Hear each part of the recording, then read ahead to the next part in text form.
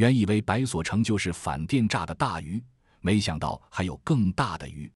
最近缅甸政坛风声鹤唳，多位高官落马，其中就有国防部副部长昂林吞因涉嫌电诈和网络洗钱，被从家中带走调查。据多家缅文媒体报道，昂林吞落马是缅甸军政府应中方要求而采取的行动。由此推测，很大可能是白所成到案后供出了幕后的保护伞。这个昂林吞和白所成又有什么关联呢？昂林吞毕业于缅甸国防服务学院第33期，这是缅甸培养军官的最高学府，缅军很多高官都毕业于该学校。他曾在老街军分区司令部任职，由于当时并没有什么战事，他大部分时间都居住在老街市区，因而与包括白所成在内的果敢几大家族建立了广泛的联系。缅甸军方官员也承认，几乎历任东北军区司令及老街军分区司令都要比上任之前富裕很多，而在老街工作的缅军人员几乎都会收受当地官员的礼物。昂林吞自然也不能免俗。开始今天的故事之前，还请大家订阅我的 YouTube 频道，点赞支持对我十分重要哦。此后，昂林吞还担任过缅军22师师长和国防军副参谋长等职。2011年，米昂莱把昂山素季赶下台后，任命昂林吞为国防部副部长。缅军生效新兵役法，开始大规模征兵后，昂林吞还被任命为强制征兵工作小组负责人，专门负责征兵工作。从副参谋长调到国防部副部长，手上也掌握了实权，可见缅军高层对他是相当器重的。昂林吞进入高层以后，可以说门庭若市，果敢方面与他的联系更加紧密。四大家族成员每次去内比都都要去昂林吞家中拜访，当然自然也少不了送礼物。此外，他们还通过昂林吞打通了与其他缅军高官的联系。缅文媒体将昂林吞形容成敢与内比都之间金钱往来的中间人。这段时间，四大家族成员可以说混得风生水起，不仅分得好几个善邦议员的席位，缅甸政府的各种表彰更是拿到手软，还经常得到领导人米昂莱的接见。比如白所成的大儿子白英能不仅在果敢任职，还曾是善邦议会的议员。米昂莱亲自帮魏超人佩戴上校军衔，这也是当时缅甸边防部队中的最高军衔。米昂莱还亲自颁给刘正祥最高红法杰出贡献奖。他回到老街还举办了盛大的庆祝仪式。正是与缅军高层建立了紧密的联系，1027行动打响后，保护伞发挥了作用，用直升机把四大家族核心人员接去内比都保护起来。所以通缉名单一出来，白所成的儿子白英仓还在快手上发视频挑衅说，怎么不帮我找张帅点的照片。那时候他们大概还认为得到缅甸高层的庇护才有恃无恐。与四大家族有关联的缅军高层可能一开始真的没打算把他们交出来，因为这不仅是收了钱的问题，还会让自己见不得人的事曝光。只不过最终迫于战场上的压力，米昂莱也只能弃卒保帅。白所成等人1月份到案，在审理期间应该交代了很多事情。缅文媒体称，而在3月份举行的缅军与三兄弟联盟的谈判会上，中方提出要对涉及果敢电诈的保护伞进行调查，并提供了证据。缅甸军政府经过一段时间调查后，将昂林吞带走。当然，果敢的四大家族腐蚀的绝对不止昂林吞一人，其中最为明显的就是大家熟知的前果敢自治区代理主席吞吞民准将。在老街缅军投降后，网上流出他的一段视频，只见他表情轻松，跟周围的人有说有笑，身上穿的则是奢侈品品牌克罗心的上衣。这个牌子的衣服动辄数万人民币一件，吞吞敏的工资绝对无法支撑他过如此奢侈的生活。而吞吞敏自果敢返回腊戌以后就下落不明，媒体传言他正遭到审查。这不仅与果敢战败有关，更深层次的原因可能是涉及腐败和电诈。此外，缅文媒体还称，包括内政部、民兵和边防局、警察局以及此前分配到老街军分区工作过的多名官员也在接受调查。缅军比佤邦够意思，在配合打击电诈这块，缅军整体的态度应该说是积极的，要比佤邦够意思得多。在果敢方向，1027行动打响以后，缅军就要求果敢地区大力搜查清理涉诈人员，先后向中方移交了数万人。明学昌等人上了通缉名单后，缅军也很快就行动，即便明学昌畏罪自杀，也把他的尸体交给中方核验。白所成等人被通缉后，缅军虽然纠结了一段时间，但还是如数交出了所有人。在妙瓦底方向，缅军也不断向克伦族边防部队领导人苏奇都施压，要求其停止电诈业务。但从事实来看，由民地武改编的边防部队并不一定听缅军的话。苏奇都借口不愿与克伦族武装自相残杀，宣布与缅军断绝关系，不再接受缅军薪水，也不受其领导。甚至米昂莱派副手梭温副大将去与苏奇都谈判，许给准将军衔，边防部队中最高军衔，苏奇都仍不同意。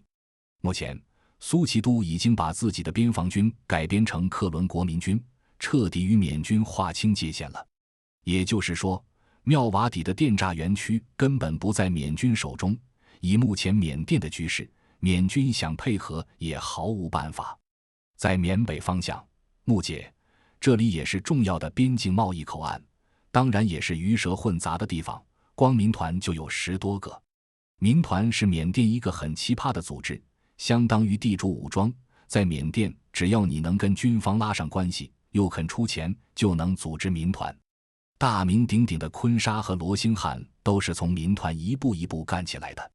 军方不会拨给民团任何经费，民团想要生存下去，就必须想办法搞钱。以前民团靠贩毒搞钱，现在搞电诈比贩毒来钱都快，所以木姐地区大点的民团基本上都有自己的电诈园区。缅甸本身就是个治理水平很低的国家，加上又一直处于战乱之中，基层干部收了民团的贿赂，对电诈睁一只眼闭一只眼，高层领导人又不可能方方面面都管到，从而导致了各种乱象。从这个角度看，缅甸高层未必支持电诈，因为破坏与邻国关系对他们没有一点好处，只是个别高官勾结地方边防部队和民团，把边境地区搞得乌烟瘴气。所以缅甸高层在接到中方要求后还是积极配合。但佤邦这边同样是电诈重灾区，打击力度却要小很多。在1027行动后，每次总是稀稀拉拉地移交几十个涉诈人员回来，佤邦的工作报告中也称，去年9月以后移交的人数才5580人。是佤邦没有电诈吗？显然不是，有大量消息可以证实，佤邦的电诈园区跟果敢不相上下。在1027行动以后，关系硬的都转移到了万海，这是佤邦小弟北胆帮军的地盘，等地区被打击的都是一些关系不够的小角色。最明显的就是对待通缉犯的态度。去年10月，中方就通缉了涉嫌电诈犯罪的主要头目鲍延板和何春田，这2人都与佤邦的核心曾有密切关系。佤邦是如何应对的呢？只是装模作样的发了个公告，说2人影响了佤邦的形象以及与中国的关系，所以将2人开除职务。很显然是心存侥幸，并没有第一时间抓捕，给了2名嫌犯充足的逃跑时间。但直到白所成归案当天，佤邦可能感受到了压力，才连夜发出逮捕令。但这仍然是做表面功夫，以佤邦对这2人的了解，要找到他们是分分钟的事。即便他们躲到佤邦以外的地区，也可以提供线索，让缅军去抓。缅军高官落马后，压力继续给到佤邦一边，人家连副部长都拿下了，佤邦还在等什么？另一方面，佤邦司法委官方账号公布了一个敲诈案的判决书，判决书信息含量非常大，几乎相当于自曝家丑，自己证明自己是电诈保护伞。1月5日，一个叫艾庆的佤邦男子在某农贸市场中遇到一个叫阿坤的中国男子，2人闲聊起来。艾青从聊天中得知阿坤刚从一家网络公司中跑出来，并打听到网络公司就在邦康特区7公里处的橡胶林里。当天傍晚7点左右，他找朋友借了个摩托车，跑去查看现场，逛了一圈，确认了网络公司的位置。之后，艾青又找来自己的狐朋狗友三军和田爱宝、佤邦现役军人3人，制定了犯罪计划。不得不说，这3人很聪明。11027行动之后，佤邦天天在宣传打击电诈，电诈分子如同过街老鼠四处逃窜。这3人决定冒充警察去敲诈电诈园区老板。显然3个人是不够的，于是他们又去找了一个叫肖尼生的人，此人是佤邦交警，自己穿了一套警服，另外还带了一套警服出去撑门面。随后他们找到另一个叫鲍尼荣的佤邦现役军人，想叫他开车将他们送过去。鲍尼荣刚好又遇到一个叫尼龙的人，就让尼龙开车送，不过没告诉他作案计划。这样一来，参与人员总共有6人了，其中田爱宝佩戴着手枪，还有6发子弹，而且作案用的白色皮卡也是他的，是佤联军的一个小军官。3军从亲戚家里拿了一支冲锋枪，但没有子弹。他们开着车先到修理厂，随后他们赶到目的地，艾青、3军、田爱宝、肖尼生4个人进入网络公司院子内，以抓捕电诈分子为名，把所有人员集中起来，收缴了手机。接着他们威胁要将所有人全部抓走，随后又要求与老板通话。老板答应给20万，私下解决，并让对方到水泥厂岔路口拿钱。如果还是正经的网络公司，老板有必要花20万与敲诈人员妥协吗？结果他们并没有等来网络公司老板的钱，反而等来了佤邦的警察。结果就是艾青被判13年，3军被判9年，田爱宝被判11年，鲍尼荣被判11年，尼龙被判14年，肖尼生被判11人。这个事件看出花样了吧？第一，佤邦天天喊着打击电诈，发现一起查处一起，租房给电诈人员的房东都要严惩，还力佤邦人举报电诈。而这家网络公司所在地邦康就是佤邦的首府，所有佤邦高官都住在这里。1027行动都半年了，佤邦难道就没发现自己眼皮子底下有一家所谓的网络公司？另外，在1027行动之后，佤邦大批电诈公司已经向当阳等地区转移。如果佤邦真的是高压打击电诈，这家网络公司还能正常营业吗？去缅北开电诈公司，不像开小卖部，不疏通与当地的关系是开不了的。保护伞实力小的，遇到风吹草动只能跑路，而大风大浪来了，不仅不跑，反而觉得风浪越大鱼越贵的老板，显然也是实力不凡的人。据知情人士透露，这家网络公司所在的橡胶地位于邦康城郊，一般老百姓是无法染指的，只有佤邦中央级别的大员才能占有，所以这里的电诈分子仍然能高枕无忧的正常营业。这也就解释了为什么敲诈团伙犯案后，佤邦警察火速抓人，根本都不需要老板本人出面。而且佤邦司法委的判决书全程不提这家网络公司的情况，不是发现一家查处一家，不是号召老百姓举报吧？这6个人在佤邦高层眼皮子底下挖出一家电诈公司，算不算立功呢？第二，整个案件最搞笑的是，这6个人居然异想天开，跑去敲诈电诈公司。在1027行动之前，基本上不会发生这种现象。正如前文所说，这些公司都有后台，要真有不明真相的执法人员上门来找麻烦，一个电话就摆平了，所以一般人没什么油水可榨。这6个天天听到佤邦在喊打击电诈的口号，所以信以为真，以为电诈园区真的没有保护了，自己也可以去搞一笔。根据判决书公布的信息，这6个人都是小学文化，年纪最大的才29岁。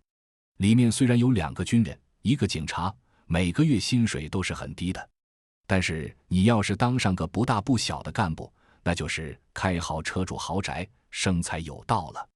所以佤邦部队里面两极分化非常严重，一般士兵确实很苦，但有地位有门路的人真的是富得流油。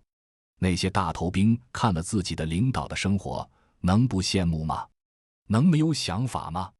价值观能不扭曲吗？所以遇到这么好的时机，肯定想铤而走险捞一把。他们真以为佤邦要扫清电诈，真以为老板不敢声张。谁能想到电诈老板只需要一个电话就能让他们蹲大牢。所以显然佤邦司法委冒着自曝家丑的风险，也要把判决书公布出来，其实就是为了防止再有类似情况，警告他们有些东西不是你们随便能动的，不要自找苦吃。1027行动之前，佤邦2位要员被通缉，佤邦又是开除职务，又是没收财产，又是全邦通缉，但就是雷声大雨点小，抓不到人。而对于普通的电诈公司，也只是零零散散的移送个110来号人装装样子，大部分都跑掉了，甚至有的还隐蔽在他们眼皮子底下继续开展业务。佤邦混了这么多年，是认清自己的地位了，觉得缅北没有他就稳不住，所以并不是大家想象的那么听话，尤其是在一些涉及到自身利益的事情上，把阳奉阴违的手段玩得炉火纯青。也许是时候该给他们一点教训了。好了，今天的故事就讲完了，欢迎大家订阅我的 YouTube 频道，再会。